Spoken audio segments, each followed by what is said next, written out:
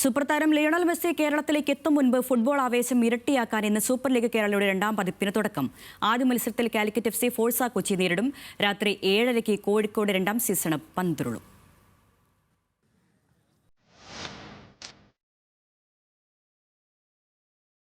കഴിഞ്ഞ സീസണിലെ വീറും വാശിയോടെയുമാണ് ഇപ്രാവശ്യം സൂപ്പർ ലീഗ് കേരളയ്ക്ക് തുടക്കമാവുന്നത്.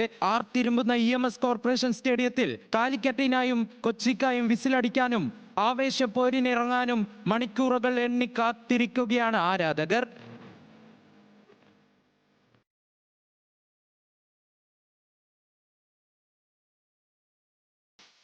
പോയ വർഷം കൈവിട്ട കിരീടം തിരിച്ചു പിടിക്കാൻ യുവരക്തത്തിലൂന്നിയാണ് ഫോഴ്സ എത്തുന്നത്. മിക്കൽ ലാഡോ പ്ലാനോയ്ക്ക് കീഴിൽ അവസാനവട്ട പരിശീലനം പൂർത്തിയാക്കി ചുറുചുറുക്കോട് താരങ്ങൾ. കഴിഞ്ഞ സീസണിൽ നിന്ന് 2 പേരെ മാത്രം നിലനിർത്തി 5 വിദേശ താരങ്ങളും മൈക്കിൾ സുസൈരാജും നിജോ ഗിൽബർട്ടും ഉൾപ്പെടെ വമ്പൻ താരനിര.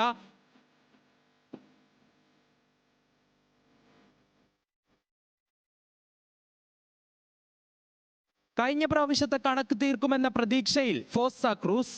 ടൈലെല്ലാം ജസ്റ്റ് മിസ്സിനായിരുന്നു കപ്പ് പോയത്. ഈ കൊല്ലം തിരിച്ചു പിടിക്കുമെന്ന് വിചാരിക്കുന്നു.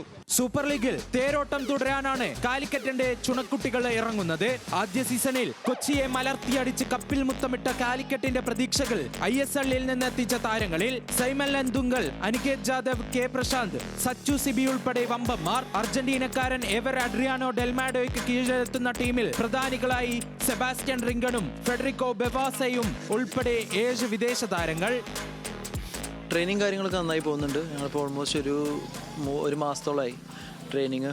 അതിൽ പ്രിപ്പറേഷൻ ടൈം കുറച്ച് കുറവാണെങ്കിലും അത് ഞങ്ങൾ കിട്ടിയ സമയം മാക്സിമം എല്ലാവരും യൂസ് ചെയ്ത് എല്ലാവരും നല്ലപോലെ ട്രെയിനിങ് ചെയ്യുന്നുണ്ട്.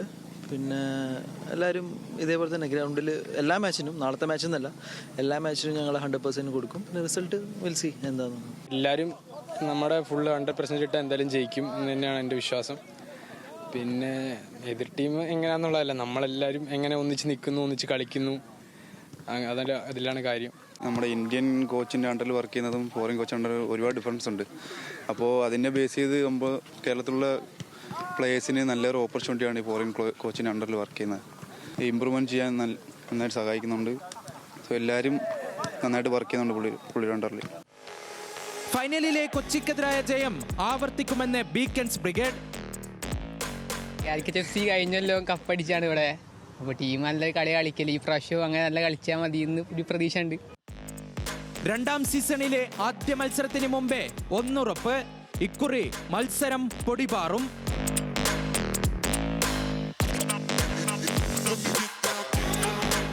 Sports desk, news Malayalam.